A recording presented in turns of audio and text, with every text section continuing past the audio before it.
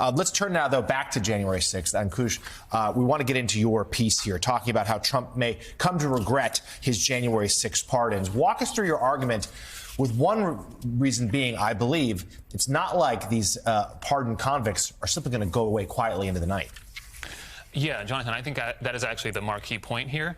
But just to level set with some facts that you and much of your audience know, 600 people were charged with assaulting or resisting officers. 170 plus were charged with offenses involving a deadly weapon or serious injuries to officers.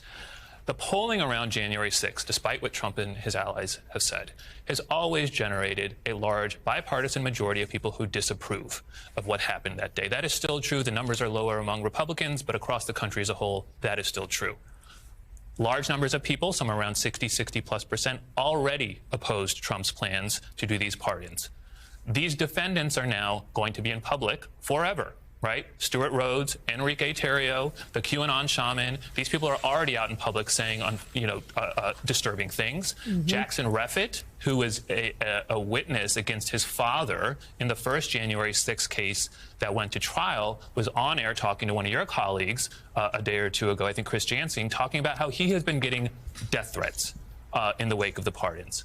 Last but not least, in general, violent offenders in the federal criminal justice system go on to commit more violent offenses. Roughly 2/3 of them will engage in some form of recidivism. And who knows what that recidivism might look like in this context. A lot of these people were, of course, all involved with a political crime. And Trump has now sent a very disturbing message to those people and his supporters, which is effectively that if you engage in political violence on my behalf, it is okay.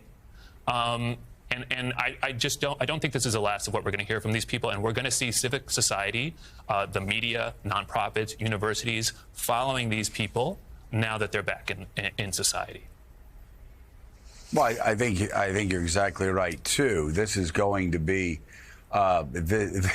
you're going to have this continuing to follow the administration around, following Republicans around. Because, as you said, you had one person saying after pardoned, I'm going to go out and get some MFing guns. Of course, we just played, threats of retribution, and what is again so bitterly ironic for me as a conservative is that conservatives have long said what you said right there: violent criminals need to be locked up because violent criminals will come out and create even more crimes. Earlier this morning, when we were talking about the deportation of illegal immigrants who committed crimes, I talked about Giuliani's broken windows theory that has always split. There's always been a divide. And conservatives have always believed you get people that are committing the small crimes, that will have a cumulative impact and stop huge crime waves. Here you have people committing violent acts against law enforcement officers coming out saying, hey, thanks for the pardon, I'm buying guns. Basically, we're seeking retribution. And you're right, this is going to stay in the news. And forget lefties, forget righties, forget ideology, forget college professors. Forget think tanks.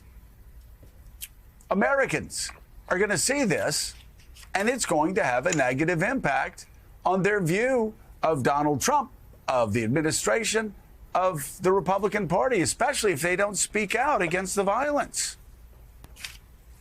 Yeah, I totally agree. I mean, this is not going to be a one-day or a one-week story, and I think Trump is beginning his second term with a very unpopular policy. And this isn't the first time Trump has begun a term in office with unified control of the government and coming in with a whole bunch of unpopular things, a whole bunch of bravado. And what happened in 2018 was that the House flipped.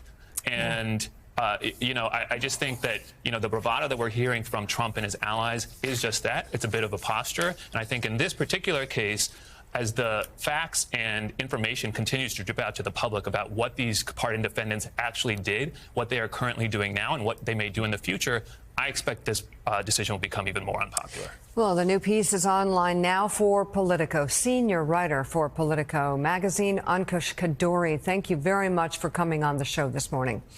We appreciate it.